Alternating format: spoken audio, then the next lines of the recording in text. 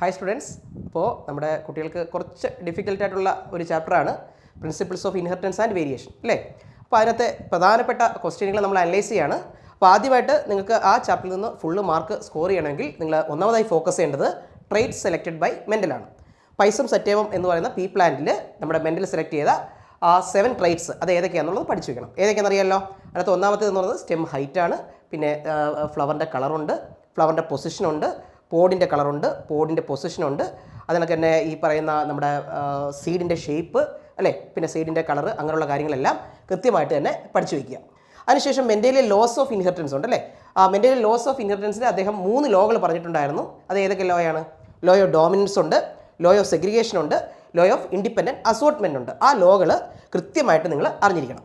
പിന്നീട് chromosomal theory of inheritance ആണ്. ആരൊക്കെയാണ് കൊണ്ടുവന്നതെന്ന് അറിയാമല്ലോ. അത് സട്ടനും ബോവറിയാണ് കൊണ്ടുവന്നത് അല്ലേ. അപ്പോൾ ആ തിയറിയിൽ എന്തൊക്കെ കാര്യങ്ങളാണ് പറയുന്നത്?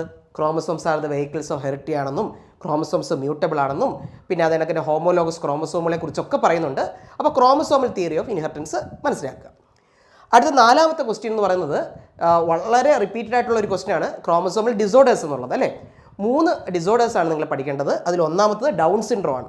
ആ ഡൗൺ സിൻഡ്രത്തിൽ എന്താണ് അതിൻ്റെ ക്യാരിയോ ടൈപ്പ് ഓർമ്മയുണ്ടോ? അതിനകത്ത് മെയിനായിട്ട് പറയുന്നത് 21st ട്രൈസോമിയാണ് അല്ലേ. അപ്പോൾ എങ്ങനെയാണ് വരിക? അതിൻ്റെ ക്യാരിയോ ടൈപ്പ് 45A+XX എന്നോ അല്ലെങ്കിൽ 45A+XY എന്നൊക്കെ വരും. അതോടൊപ്പം തന്നെ അതിൻ്റെ പ്രധാനപ്പെട്ട സിംറ്റംസ് അറിയാമല്ലോ. മെയിനായിട്ട് മെൻ്റൽ റിട്ടാർഡേഷൻ ആണ്, പിന്നെ സ്റ്റാൻഡേർഡ് ഗ്രോത്തും അത്തരത്തിലുള്ള കാര്യങ്ങളാണ്. അപ്പോൾ ആ ഡിസീസിനെ കുറിച്ച് അറിയുമ്പോൾ അല്ലെങ്കിൽ ഡിസോർഡറിനെ കുറിച്ച് അറിയുമ്പോൾ അതിൻ്റെ ക്യാരിയോ ടൈപ്പും അതിൻ്റെ സിംറ്റംസും പഠിച്ചു വയ്ക്കുക.